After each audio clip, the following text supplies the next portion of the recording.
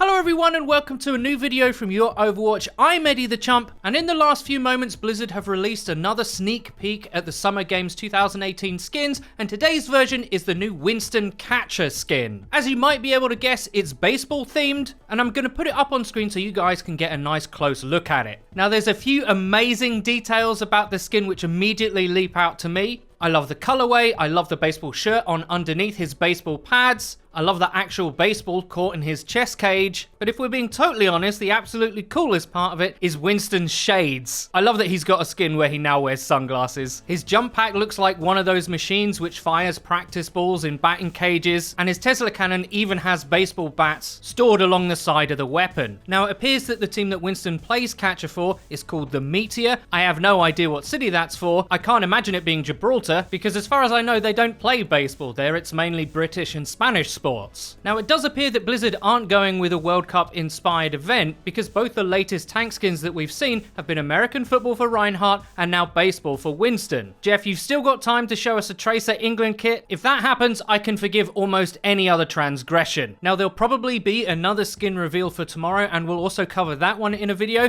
but in the meantime, let me know what you guys think of this skin down in the comment section below. I think it's cool because a giant talking scientist gorilla wearing sunglasses is something that I didn't know how much I needed in my life until this moment. To follow up on this cosmetic news, I'd just like to remind you that we've got about 6 days left on our Diva set of Razer peripherals giveaway. That includes the mouse, the headset, and the mouse mat. So if that sounds like something that you'd be interested in entering, there's a link to it down in the description box below. The second thing that we're going to cover today is some Overwatch League news, and it appears that there's actually a bit of friction between two of the teams from the league. London Spitfire won the grand finals of their inaugural season, this we all know. What we also know is that the team is entirely made up of Korean players. With the long season finally over, a lot of the Korean players, not only from London, have begun going home after 9 months in the United States. Now despite the London Spitfire being nominally based in the UK, a victorious all-Korean roster is obviously still big news back home. So a lot of Korean fans had naturally been asking the team to do a fan meetup once they'd returned. And this is where the story gets a little bit interesting. Susie Kim, the general manager of the London Spitfire, said on Twitter,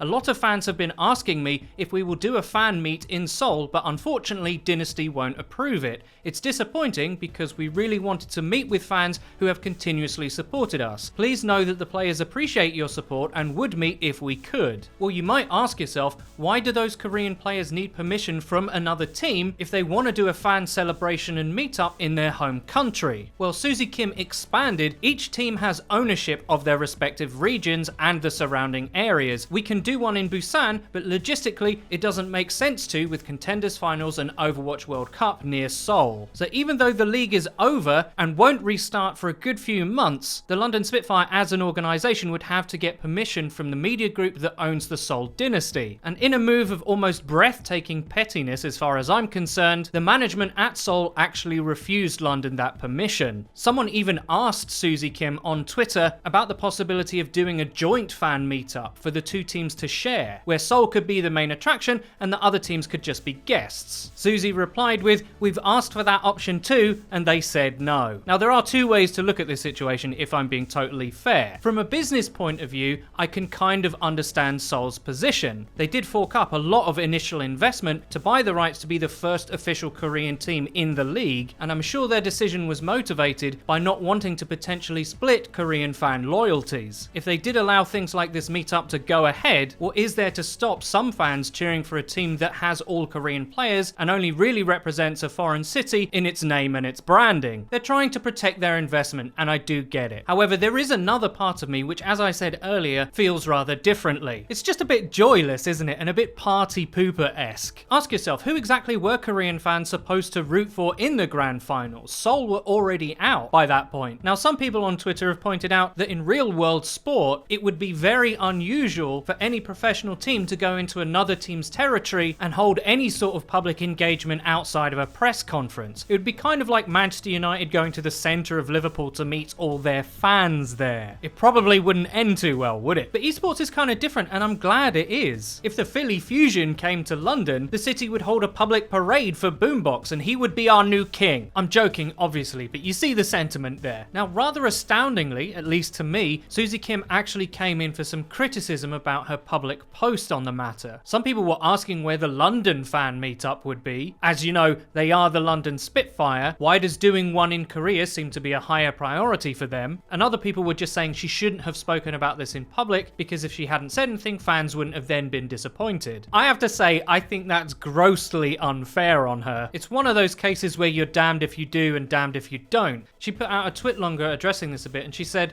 "Sai, if we don't do a fan meet in Seoul, even after all the requests for one, it will seem like I've ignored the requests and that we don't care about our fans. If I do address it and say, we're sorry that we can't do a fan meet in Seoul, then people will ask why. And again, if I don't answer, people will get mad." She did also add, "Also, to be clear, we are planning a trip to London in October because despite what you may think, we care about our fans in the UK very much. There's just a lot more logistics that go into planning a trip like this." I don't know about you, but I kind of think that's totally fair enough. If you hold the opinion that they should have come to London first before going back to Korea, just remember that these players have been away from their family and friends for almost an entire year. If that was me in that position, I'd be desperate to get home too. All in all, I think everyone's kind of lost out a little bit from this situation. A full team of Korean players won the Overwatch League. I do feel for them not being able to celebrate properly with their fans in their home country. But what do you guys think about this? Which side of the argument do you fall on? Do you think Seoul were completely within their rights to refuse London permission? Or do you feel like I do, that rules are sometimes there to be bent, especially when it comes to more people getting to have more fun? I really hope you enjoyed the video. If you did, please don't forget to leave a rating. If you never want to miss another video of ours again, please click the bell icon next to the subscribe button on our channel to join the notification squad. You'll be in great company. And finally, please follow the Your Overwatch Twitter. It's where you can find updates about new videos and other cool stuff. I've been Eddie the Chump, and until next time.